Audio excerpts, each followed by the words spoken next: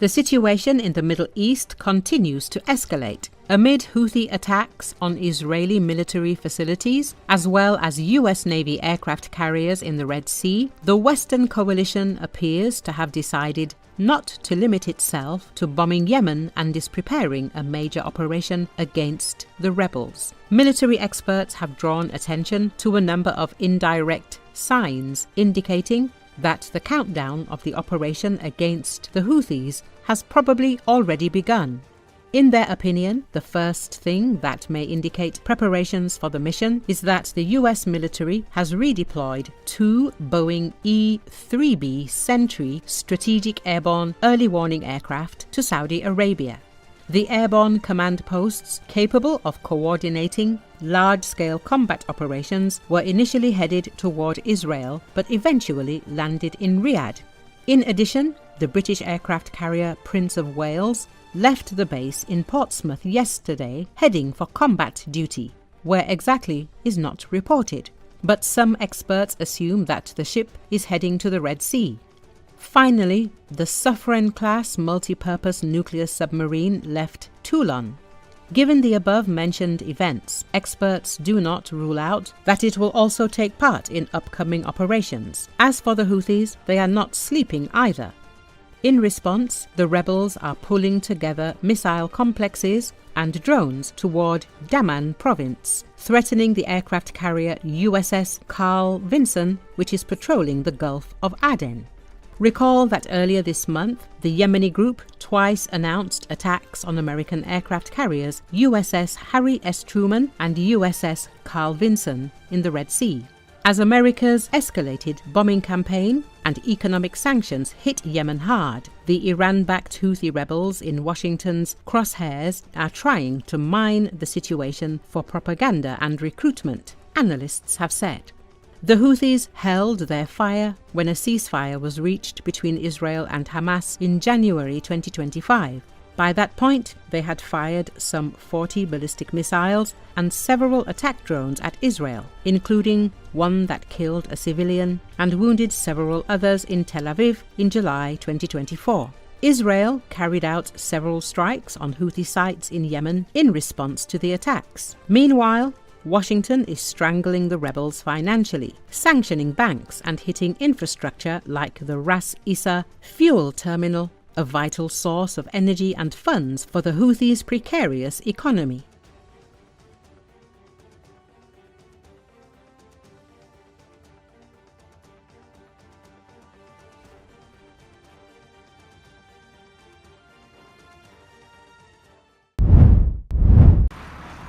A military court in Russia's Tambov on Thursday sentenced a former general accused of fraud to 5 years in prison and a $9,600 fine.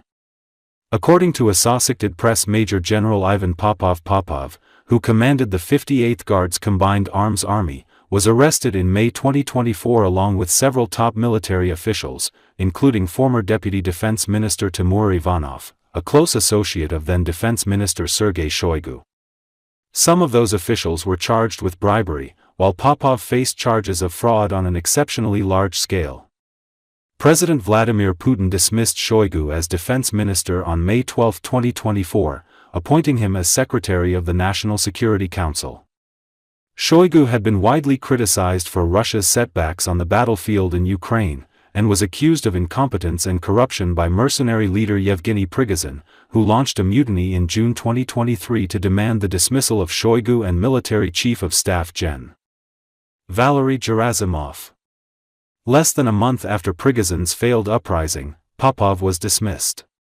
He said he had complained about problems that his troops were facing in Ukraine to the Russian military command, and that his dismissal was a treacherous stab in the back to Russian forces in Ukraine.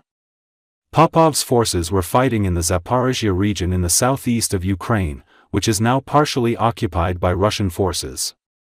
His dismissal came a day after the 58th Army's command post in the occupied city of Berdyansk was hit in a Ukrainian strike, killing a high-ranking general.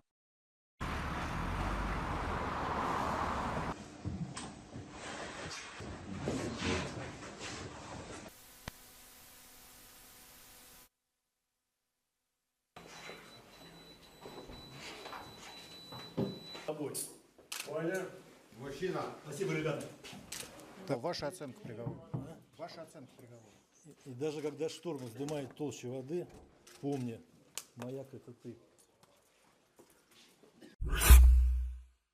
Russia's nuclear-capable Tu-160 strategic bomber is vulnerable to drone attacks and electronic warfare, making its use questionable. Yet Russia is in no hurry to get rid of it, according to military analyst Caleb Larson in a column for 1945.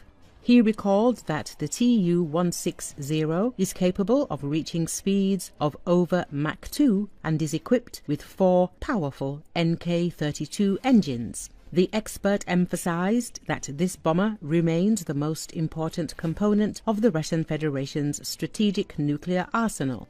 The expert noted that as a result of the collapse of the USSR, only about 40 Tu-160 aircraft were produced.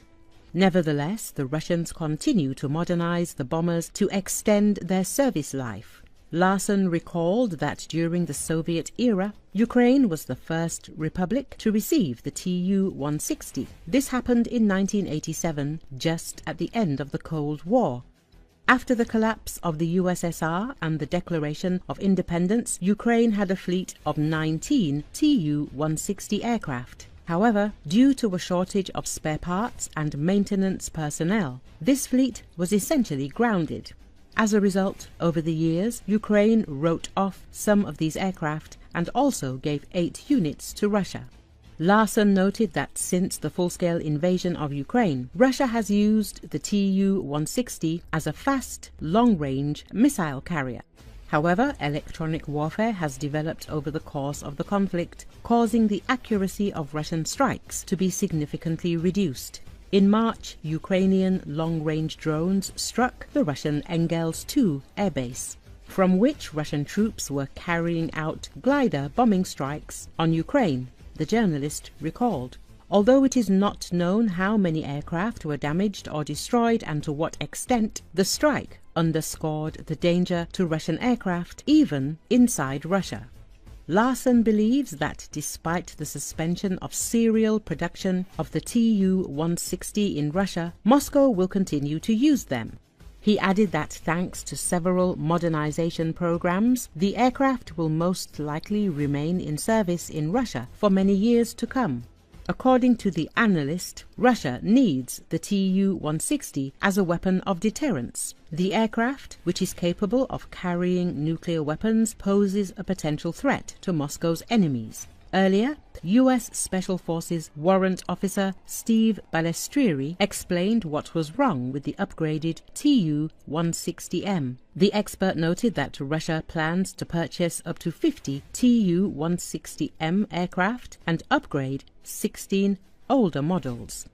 According to the expert, the Russians are currently upgrading the aircraft, installing new, better engines, upgraded avionics, updated onboard radio equipment, and a new control system. In addition, this aircraft is equipped with a modern electronic warfare system.